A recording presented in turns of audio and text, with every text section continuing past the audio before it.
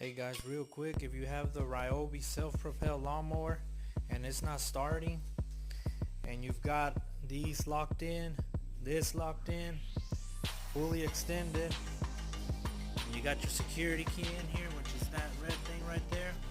If you've got all that and your battery, make sure it clicks into place and it still don't crank. It could be as simple as this, guys. Check this out.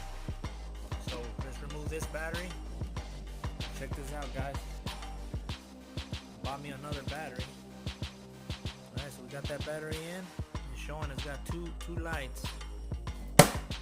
Let's see if it cranks with that.